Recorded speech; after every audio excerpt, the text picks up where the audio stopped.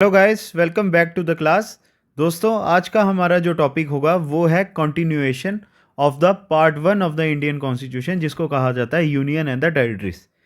जी हाँ, वहाँ पे हमने आर्टिकल 1 से लेकर 4 तक आर्टिकल्स किए और हमें ये पता चला कि भारत देश की कंपोजिशन क्या है। और वही जो हमारे भारत देश की कंपोजिशन है ना, जो बनाती हैं स्टेट्स और यूनियन टेरिटरीज। हमारे देश को कौन बनाता है? स्टेट्स और यूनियन टेरिटरीज। अब इनके बारे में हमने बात करनी है कि कौन कौन सी स्टेट्स कौन से ईयर में, ठीक है, which year and which constitutional amendment के द्वारा लाए गए। बड़ा ज़रूरी टॉपिक है ये। यूनियन एंड टेरिटरीज के बारे में कम ही पूछा जाता है। यूपीएससी की अगर बात की जाए, एसएससी की बात की जाए, वहाँ पे ये चीज़ें कम पूछी जाती हैं, बट ये हिस्ट्री ज़रूर पूछी जाती है। ठीक है, चाहे वो हिस्ट्री के पॉइंट ऑफ व्यू से आप कीजिए या पॉलिटी के पॉइंट ऑफ व्यू से, बट करना तो पड़ेगा ना। चलिए फिर, अब एक चीज़ याद रखना दोस्तों, जब हमारा देश आज़ाद हुआ था ना 1947 में, या हमारा देश जब रिपब्लिक होता है 1950 में, कांग्रेस सरकार की सबसे बड़ी प्रॉब्लम क्या थी उस समय? देश को जोड़ना।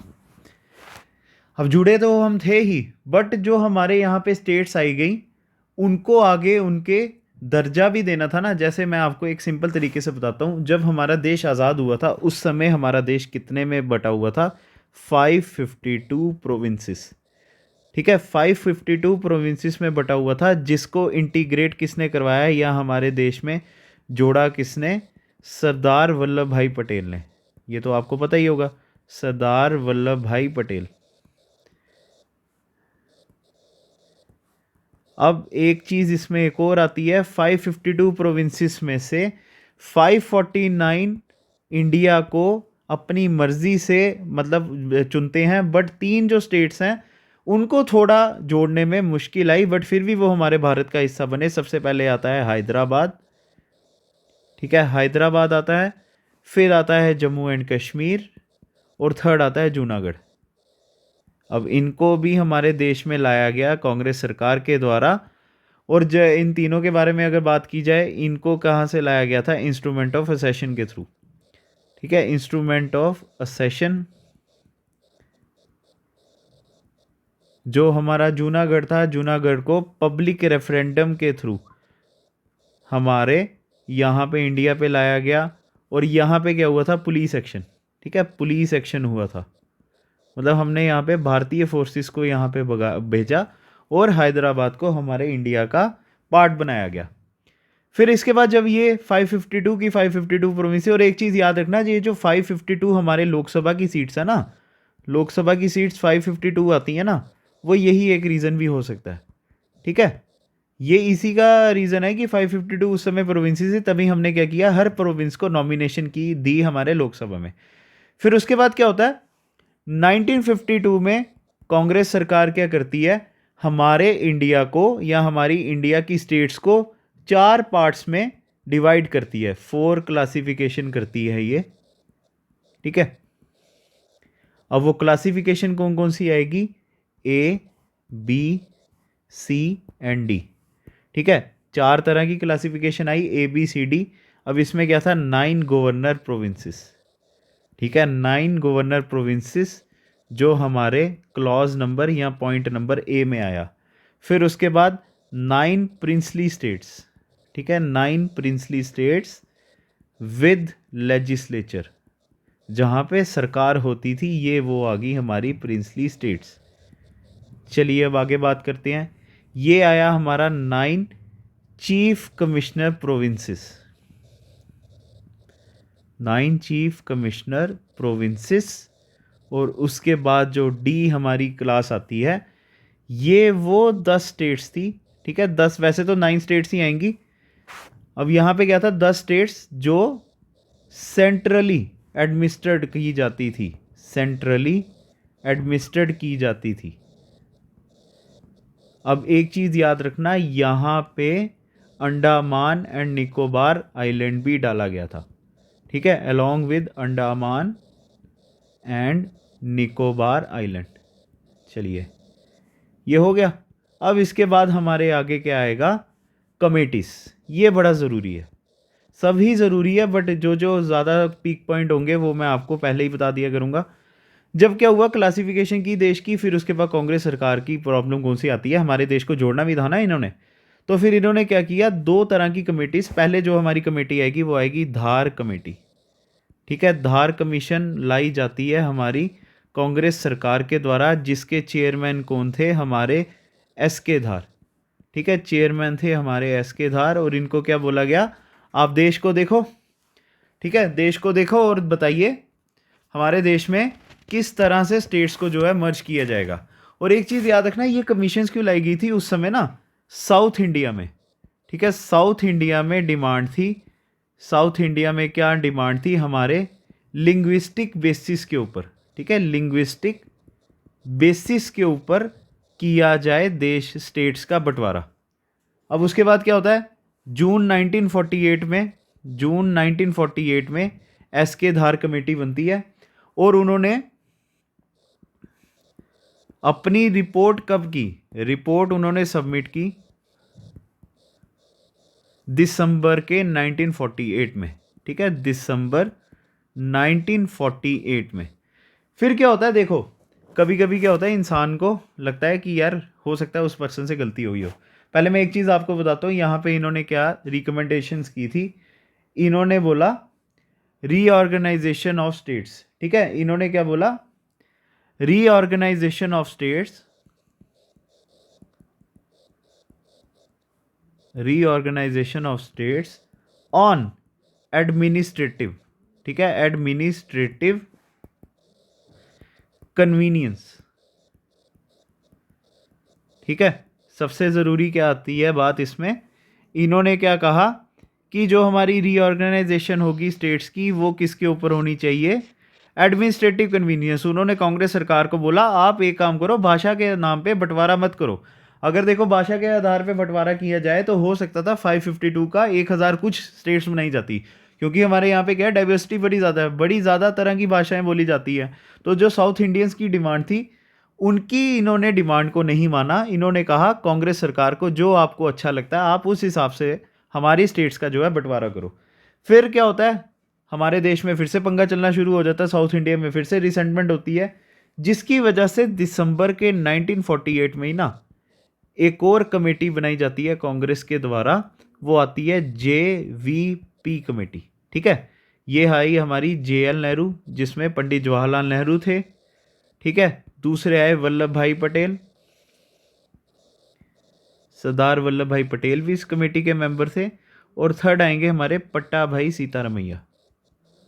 अब इनके बारे में सबसे ज़रूरी चीज़ याद करने वाली क्या है, पट्टा भाई सीतारमैया जो थे हमारे first president of the Congress थे आफ्टर इंडिपेंडेंस। इसका मतलब 1948 में जब हमारा फर्स्ट सेशन हुआ था कांग्रेस का आफ्टर इंडिपेंडेंस, उसके क्या थे, ये हमारे प्रेसिडेंट थे।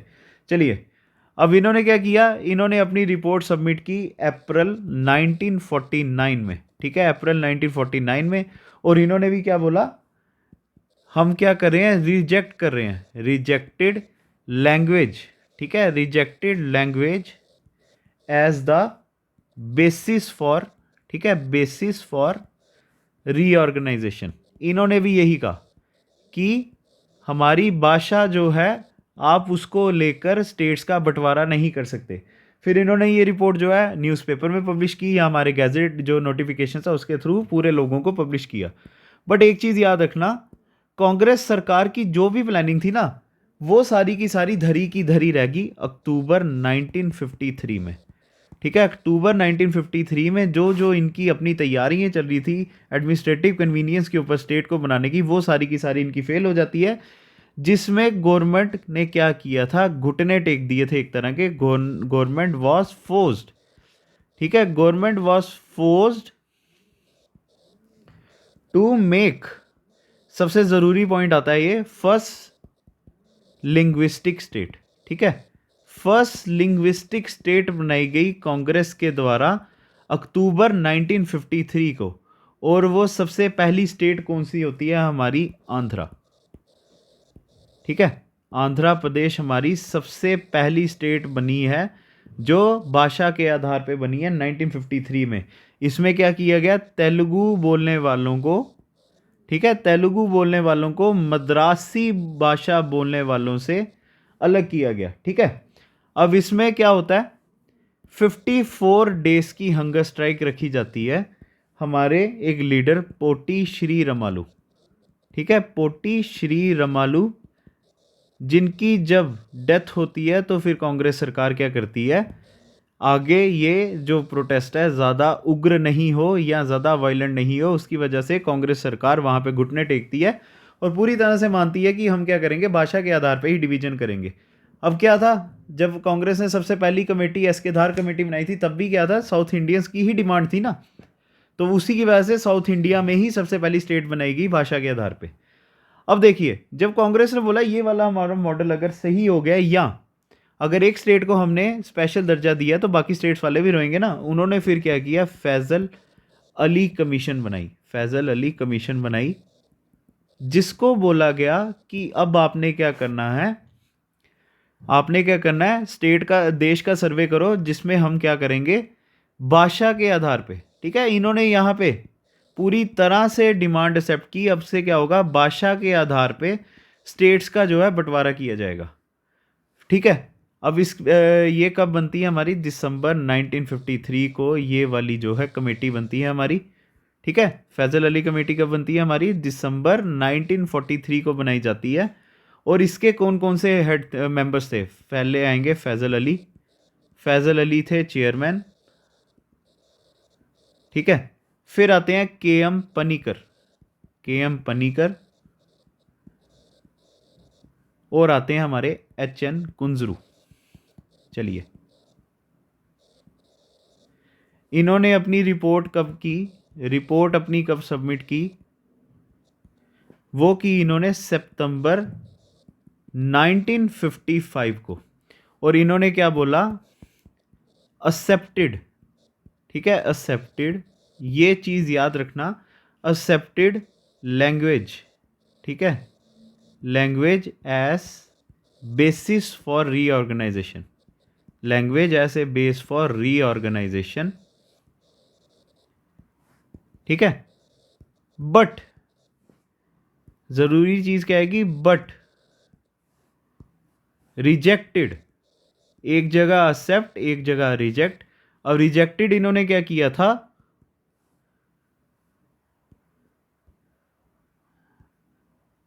One language. ठीक है, one language and one state. इन्होंने कहा कि क्या होगा, भाषा के आधार पे विभाजन तो किया जाएगा, बट आप बोलो एक भाषा एक सरकार एक स्टेट, ऐसा नहीं होगा। क्योंकि जैसे मैंने आपको पहले भी बोला, अगर 552 प्रोविंसेस थे, अगर भाषा के आधार पे डिवीजन करने जाते तो क्या पता 1000 प्लस स्टेट्स हो जाती देश की। तो हमने क्या करना होता है, बाहर को कम करना होता है, बढ़ाना नहीं होता। ठीक है, ये तो ह्यूमन नेचर है ना। तो फिर क्या होता है, इनकी कमीशन की रिपोर्ट के ऊपर फिर क्या होता है, हमारा देश का सबसे पहला, ठीक है, देश का सबसे पहला स्टेट रीऑर्गेनाइजेशन आता है, स्टेट रीऑर्गेनाइजेशन एक्ट आता है। ठीक है, जो कब आता है, 1956 में। और उसके साथ क्या होता है, 7th कॉन्स्टिट्यूशनल अमेंडमेंट की जाती है हमारे कांग्रेस की सरकार के द्वारा 1956 में ही। ठीक है, उस समय जो हमारी स्टेट्स और यूनियन टेरिटरीज एमर्ज होके आई थी, वो आई थी 14 स्टेट्स। ठीक है, 14 स्टेट्स एंड 6 यूनियन टेरिटरीज। ठीक है, अब ये कब बनी थी total, created on 1 November 1956।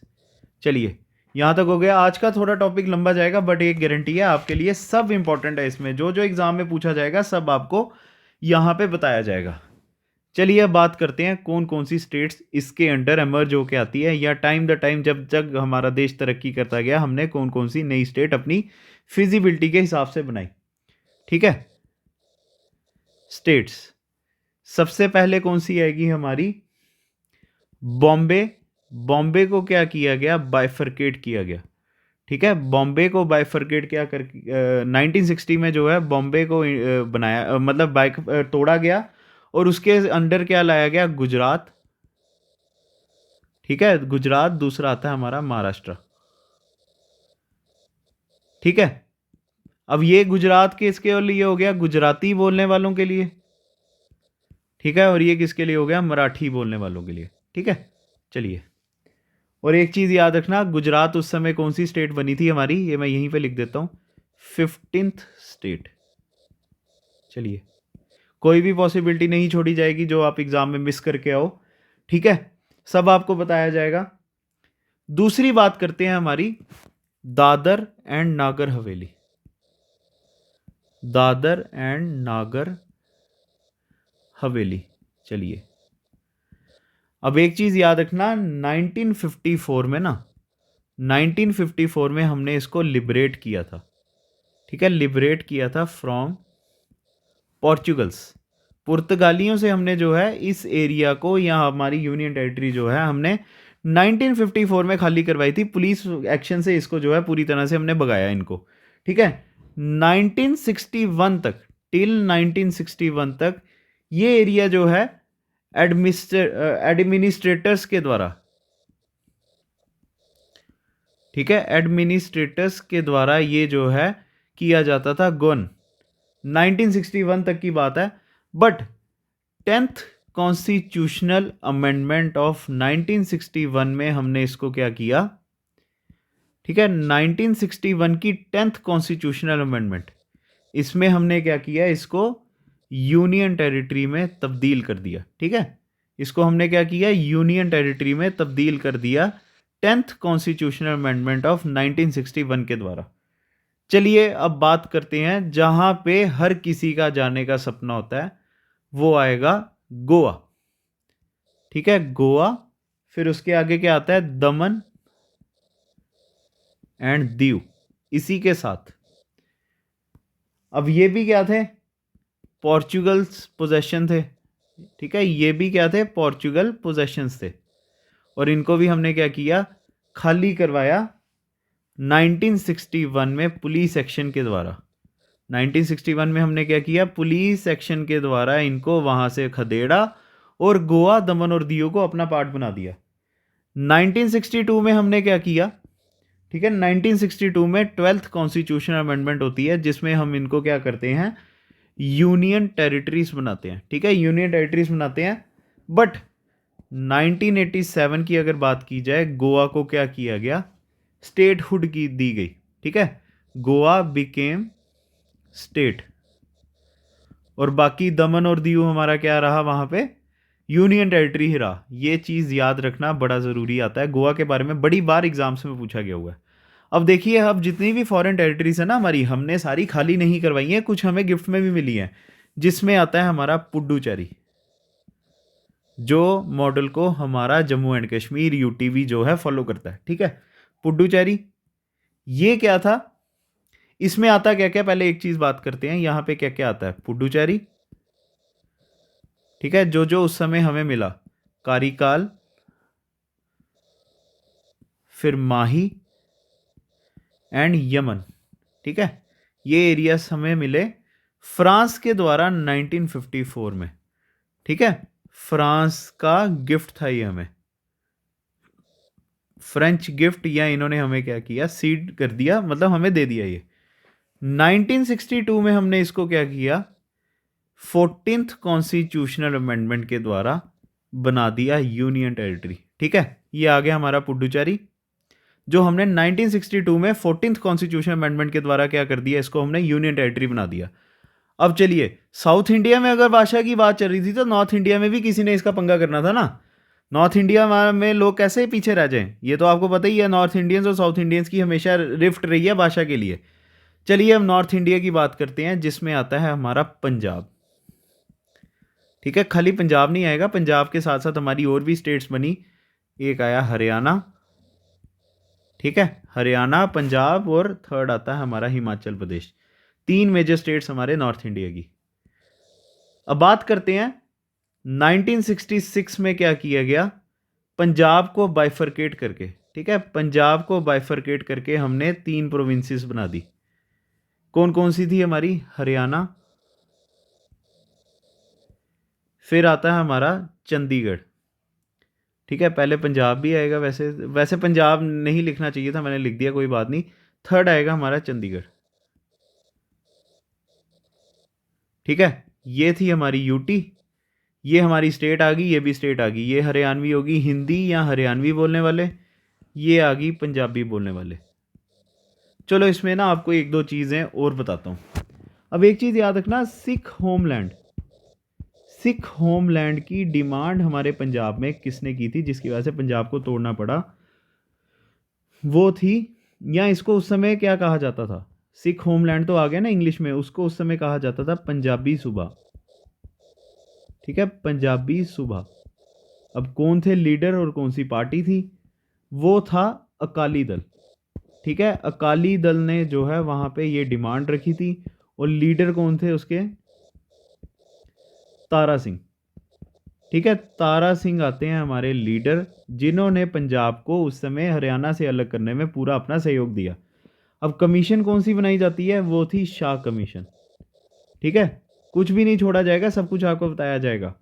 Commission कौन सी थी, 1966 में शाह कमीशन बनाते हैं, जिसमें पंजाब और हरियाणा बनाया जाता है, और पंजाब के ही हिली एरियाज किसको देते हैं हम, हिली एरियाज देते हैं यूटी ऑफ हिमाचल को। ठीक है, जिसके बाद हिमाचल प्रदेश का इतना बड़ा एरिया हो जाता है कि 1971 में हम क्या करते हैं, हिमाचल प्रदेश को स्टेटहुड दे देते हैं। ठीक है, पहले हमारी हिमाचल प्रदेश क्या होती थी, यूनियन टेरिटरी होती थी, और ये हमारी बन जाती है 18th स्टेट। चलिए ये भी हो गया हमारा। चलिए अब आगे चलते हैं।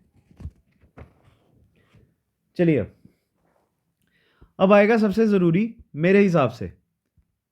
ठीक है, मेरे हिसाब से जो सबसे ज़रूरी आता है सिक्किम। ठीक है, सिक्किम को करने से पहले पहले मेरे को एक क्वेश्चन का आंसर बताइए, इस सिक्किम ओवर एसोसिएट स्टेट। ठीक है, इस सिक्किम ओवर एसोसिएट स्टेट। वैसे क्वेश्चन इसका हाँ भी होगा ना भी होगा, एट प्रेजेंट तो ना ही है, बट पहले क्या थी, हमारी एसोसिएट स्टेट थी। अब चलिए इसके बारे में बात करते हैं। जब 1947 में हमारा देश आज़ाद हुआ, सिक्किम को हमने क्या बनाया, प्रोटेक्टरेट स्टेट। ठीक है, या ये हमारी बनी प्रोटेक्टरेट ऑफ इंडिया। इसका मतलब जैसे अभी भूटान की बात की जाए, जब भी वहां पे कोई अटैक होगा, कौन उसको बचाएगा, इंडिया। ठीक है, उसी टाइम पे जब सिक्किम भी बना, तब भी हमने उसको क्या किया, अपना प्रोटेक्टरेट बनाया। बट 1974 की अगर बात करते हैं ना, सिक्किम ने क्या किया, एक्सप्रेशन दिया अपना, या अपनी मन की बात बताई कि आप क्या करो, एसोसिएशन, मतलब हमें क्या करो, अपने इंडिया के साथ मर्ज करो, association to merge in India. ठीक है, association to merge in India. But जैसे इन्होंने डिमांड की, वैसे हमारे जो है इंडियन गवर्नमेंट ने तब नहीं किया। 35th कॉन्स्टिट्यूशन अमेंडमेंट की गई। ठीक है, 35th कॉन्स्टिट्यूशन अमेंडमेंट की गई, जिसमें हमारी फिर सिक्किम क्या बनती है, एसोसिएट स्टेट। ठीक है, 1974 में ये होता है, सिक्किम क्या बन जाती है, हमारी एसोसिएट स्टेट बनती है। बट देखो, अब ये बोल रहे हैं हम आपका इंटेग्रल पार्ट बनना चाहते हैं, आप हमें टेम्पररी बना रहे हो, क्यों ऐसा कर रहे हो, हम खुद आपके अंडर आना चाह रहे हो और आप पकड़ दिखा रहे हो। यही बात हुई ना, जिसकी वजह से 1975 में सिक्किम के प्रेशर की वजह से हमारी इंडियन गवर्नमेंट ने फिर से क्या किया, एक 36th कॉन्स्टिट्यूशनल अमेंडमेंट किया। ठीक है, 36 कॉन्स्टिट्यूशनल अमेंडमेंट किया, और सिक्किम क्या बन गया हमारा, सिक्किम वॉज मेड 22nd। ठीक है, 22nd स्टेट ऑफ इंडिया। चलिए अब इतना हो गया, अब बात करते हैं 2002 की, सॉरी 2000 की बात करते हैं, जब हमारी 3 और स्टेट्स लाई गई। ठीक है, 3 स्टेट्स और लाई गई, एक आती है हमारी मध्य प्रदेश से अलग की गई। ठीक है, एक स्टेट मध्य प्रदेश से निकाली गई, एक निकाली गई बिहार से, और तीसरी निकाली गई हमारे यूपी से। ठीक है, 2000 में ही ये हुआ। अब मध्य प्रदेश से जो निकाली जाती है, वो कौन सी स्टेट आती है, हमारी छत्तीसगढ़। ठीक है, छत्तीसगढ़ हमारी स्टेट थी, जो निकाली गई मध्य प्रदेश से। बिहार से कौन सी निकाली गई, झारखंड। अगर आपने गैंग्स ऑफ वासेपुर देखा होगा, तब आपको इसके बारे में पता ज़रूर होगा। ठीक है, और यूपी में से कौन सी निकाली जाती है, हमारी उत्तराखंड। ठीक है, चलिए, ये आ गई हमारी 3 स्टेट्स। अब इनकी डेट्स भी कर लेते हैं। छत्तीसगढ़ हमारी कब निकाली गई? 1 नवंबर 2000 को, ठीक है, 1 नवंबर 2000। फिर उसके बाद बिहार जो है, या बिहार में से जो झारखंड निकाली गई, ये हमारी कब निकाली गई?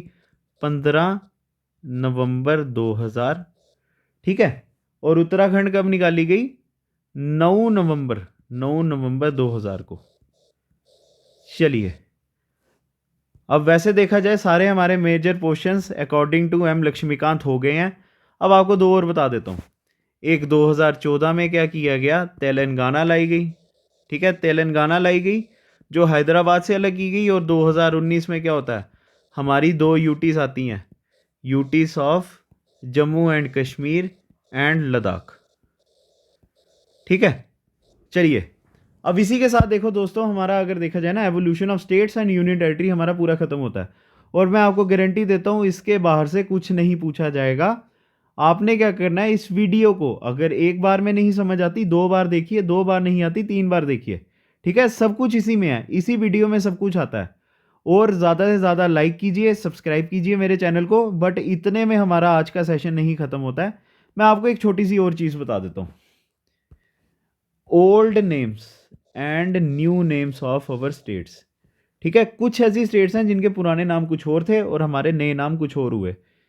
यूपी, उत्तर प्रदेश का न्यू नेम है उत्तर प्रदेश, इसको कहते हैं ना। ओल्ड नेम की बात करते हैं। ओल्ड नेम क्या था इसका? यूनाइटेड प्रोविंसेस, है नहीं सही चीज? ठीक है, यूनाइटेड प्रोविंसेस। और ये कब किया गया था? 1950 में, ठीक है।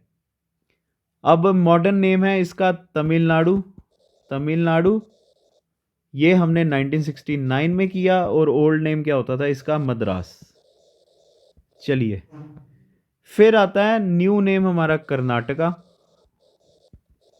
ठीक है, कर्नाटका, जो हमने 1973 में किया। अब कर्नाटका का पुराना नाम क्या होता था? मैसूर, ठीक है। चलिए, अब नया नाम जो है क्या है हमारा?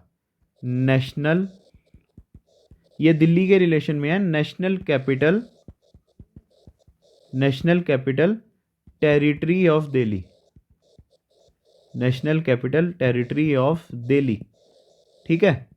अब एक चीज़ याद रखना है, ये हमारी कॉन्स्टिट्यूशन अमेंडमेंट हुई थी दिल्ली का नाम चेंज करने के लिए 1992 में, 69th कॉन्स्टिट्यूशनल अमेंडमेंट, ठीक है, 69th कॉन्स्टिट्यूशन अमेंडमेंट हुआ था।